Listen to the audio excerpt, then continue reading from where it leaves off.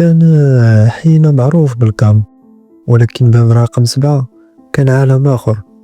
داك الباب اللي عمر شي حد عارف شنو كيدور من وراه.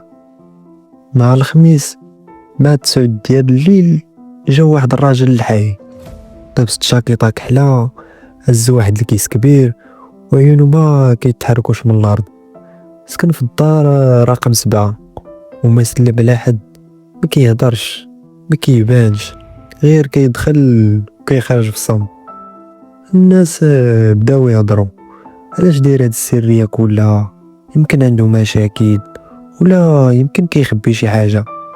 ولكن الحقيقه كنت ابعد بزاف من تخيل اي واحد. واحد الليله كانت الوحدة ونص الليل، الحي ساقل وغير باب رقم 7 اللي خارج منه الضو خافت. انا كنت راجع للدار، وبينما كنت غادي نقطع الزنقه سمعت صوت شي واحد كيبكي، صوت ضعيف مخنوق جاي من داخل الدار ديالو. قربت، لكن قبل ما نوصل طفى الضفرة مشعين. تجمدت في بلاصتي شويه بحال السرجم، كان باين ان شي حد كيشوفني من الداخل. قلبي وقف. نهار بعدو الجار جديد بان وجهو مخطوف، ما كينهش مزيان وكيدور في الحومه بلا عقل. واحد السيده قالت انا سمعت صوت طفله كتعيط البارح. واحد الراجل جاوبها لا لا راه كيسمع موسيقى في شكل وغريبه شويه. ولكن النهار اللي موراه بانت الحقيقه.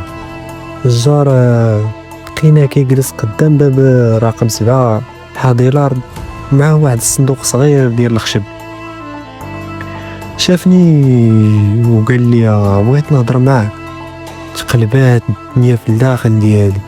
قربت ليه وقال لي بصوت مهزوز ماشي انا اللي كيخرج من الدار، كاين شي واحد اخر، كاينه شي حاجه خاصني نحبسها قبل ما تحبسني هي. انا صراحه الخوت ما فهمتش. حل الصندوق وكان فيه تصاور قدام، ميساجات وساروت صغير مربوط بخيط حمر. قال لي هاد الدار ماشي جديده عليا، انا رجعت باش نواجه الماضي اللي هربت منه 20 عام هادي. القصه بدات ملي مات اختو في ظروف غامضه في هاد الدار، وكان اخر واحد معاها هو. من داك النهار بدا كيحس ان الصوت ديالها باقي كينادي، ان الذنب ما خلاهش يعيش. رجع باش يفهم شنو وقع في ديك الليله وباش يواجه الحقيقه اللي هرب منها سنوات.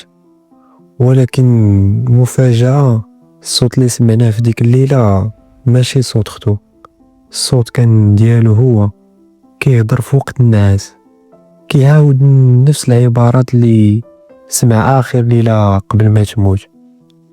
ومع العلاج النفسي اكتشف أن الذنب ديال 20 سنة حولو لإنسان آخر، إنسان كيحارب نفسه، كيعيش مع صوت من الماضي، كيشوف الحياة بعين ندم. وفهمنا كاملين أن أصعب المواجهات هي المواجهة مع الذات، وأن الباب اللي كيبان مخيف مرات كيتخبى وراه إنسان محطم باغي يتشافى. ماشي كل صمت فيه سر، ولكن كل سر إلا ما تواجهش يقدر يرجع ويعيش معنا. الدار رقم 7 بقات كتشهد بالألم اللي يقدر ينساو الناس وما قدرش ينسى صاحبه.